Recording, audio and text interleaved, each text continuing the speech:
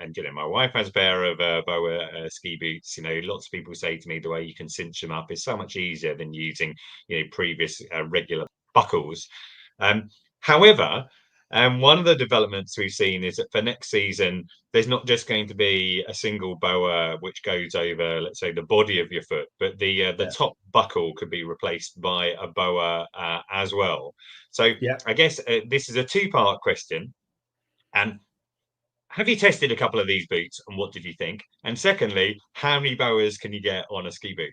Yeah, I've got some friends that made an absolutely brilliant video mocking the BOA thing, where they had literally hundreds of BOA on boots. It was very funny.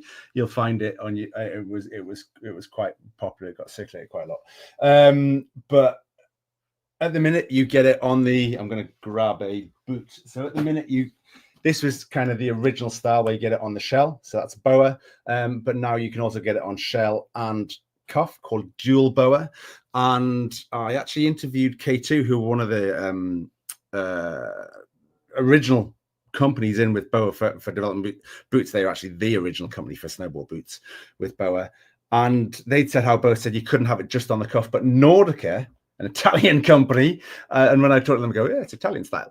They've gone with they actually have a model with BOA just on the cuff and clips on the clog on the shell here, the lower bit. So there's various different configurations you can have. It'll either be one or two BOA, basically.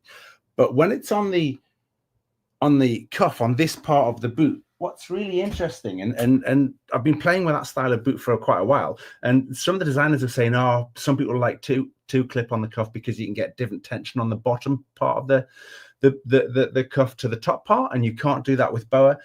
But I've spoken to so many people in testing this boot and getting various leg shapes, profiles in it, either really tapered or really straight, and it seemed to have worked for everybody. And nobody, and I asked them specifically this question, are you missing that you can do different tension top and bottom? They go, I didn't even notice. So you get this fantastic wrap around your leg.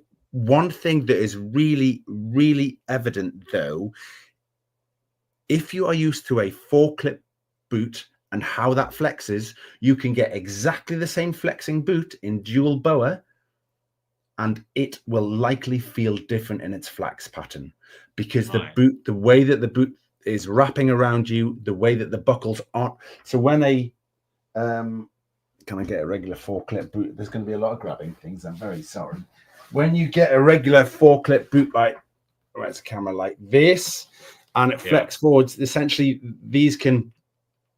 that can block. It can flex forward and block depending on the boot, and you don't get that with BOA. So actually, the way that the boot flexes can feel different. Some people go, no, the boot feels much softer. It's not. It's exactly the same stiffness of plastic. It feels different.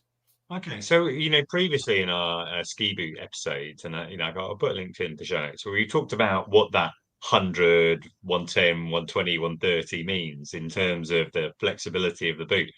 Would 2 BOAs work on a more flexible boot? A good question. Now, BOA is more expensive. Every time you put a BOA dial on a boot, you're adding, let's say, £60. It varies, but let's say £60 per buckle, per BOA system to the boot. So you're going to put 2 of those on. So it generally is only on the higher price point boots, and higher price point boots are generally stiffer. So it's really only on 100 flex and upwards that we're going to see Dual BOA.